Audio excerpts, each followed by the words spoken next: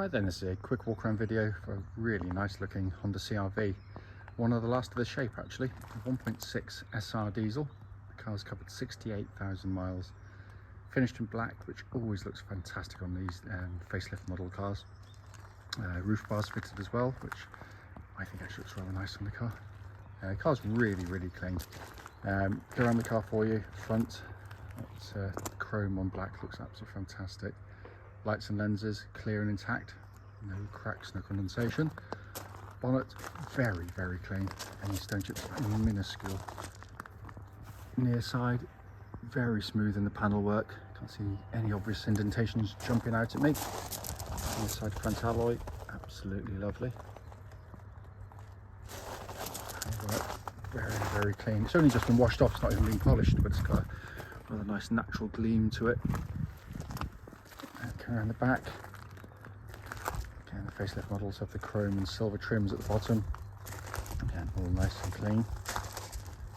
There's the off side of the car, driver's side, again very smooth in the panel work, no indentations jumping out on you there. Off side rear alloy, really crisp, and main panel work very clean indeed. You know, I always say, I mean it's as well, sorry, final alloy lovely. A black car that's now 6-7 years old with that mileage, it's going to have the odd minor imperfection, but they'll be minor. Coming to the back of the car, absolutely cavernous boot, and it's been kept in very good condition. It's coming to the back of the CR-V, enormous amounts of leg room. The front seats are set for me, and I'm over 6 foot tall, so I'm not cheating. And the interior for a family car has been kept in really lovely condition. It's half leather and Alcantara, looks lovely in the car. Into the front and passenger side, passenger side, yes indeed, I was right the first time. Passenger seat, again, absolutely lovely condition. Finally coming in on the driver's side, door card's really clean, same with the footwell area. I completely forgot to put the mats in the car. There's a full set of mats for the car. They will be with the vehicle when it comes to seeing it. Inside the car now, as always, the engine's running, so the dashboard can be seen illuminated. Dashboard looks pretty much like new, lovely condition. Sat nav, you can see working exactly as it should.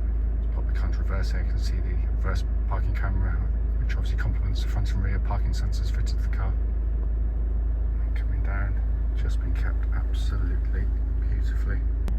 Quickly show the dashboard panel, 68,413 miles, and there are no warning lights on the dashboard at all whilst the engine's in operation.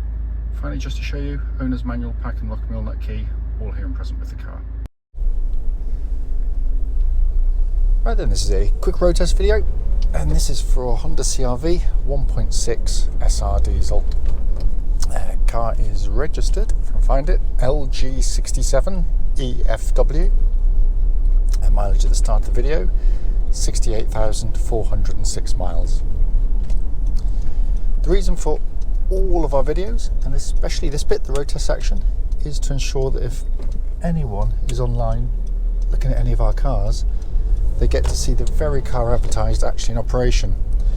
The reason we've always felt it important is because, like far too many people, we've been to see cars which looked absolutely fine in photographs or description, but only to get there and find out it's got an obvious fault that shows up when you drive the vehicle. We also do it on these very quiet roads in this beautiful part of Gloucestershire, and this actually forms part of the road test route we take our customers on, and the hope is of course it would be representative of what you would feel yourself if you were driving the car. So coming to the car itself, engine starts instantly and settles to a completely smooth, even idle. There are no warning lights on the dashboard at all relating to the engine or any other part of the car.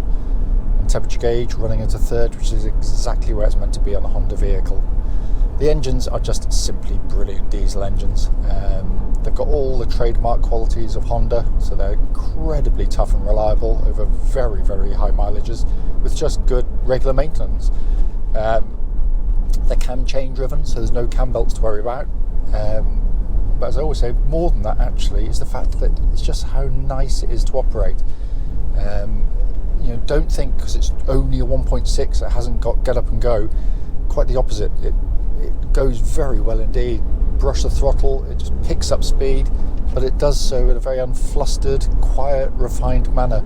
It's a lovely, lovely car to drive. So day in, day out, and very good on the economy as well. Engine then feeds into the clutch and gearbox. Clutch absolutely spot on, bite point's exactly where it's meant to be. It's nice and smooth in operation there.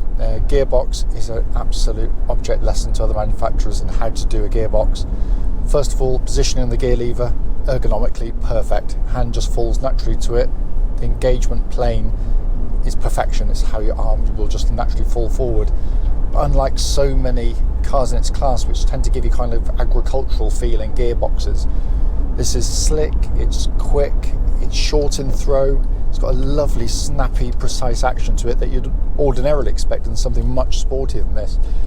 And that feels exactly as it would have done when it was new. It's zero wear in it, but that's par for the course for them, even with massive mileages.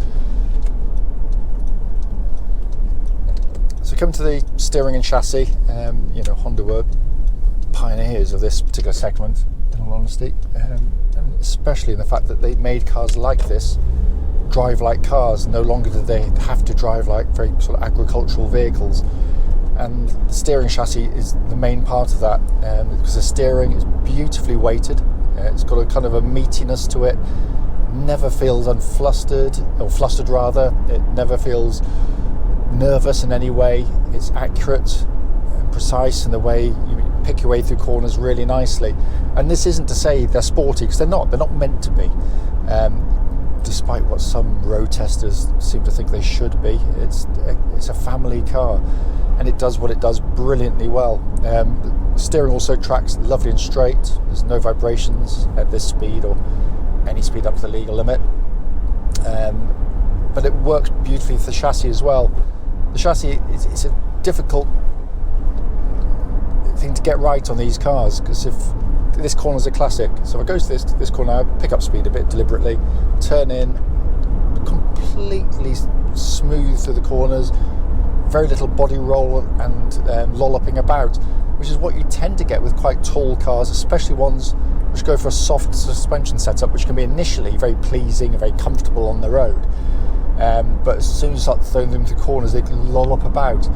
Yeah, Honda managed to do that, but still give you this wonderfully compliant and absorbent ride. It's a very, very comfortable car. It's what they've done brilliantly over the years. It also, by the way, exhibits no squeaks, no rattles. It feels absolutely as tight as a drum on the road. The brakes, I'm just going to give a good brake. Really nice, powerful brake pedal on the car.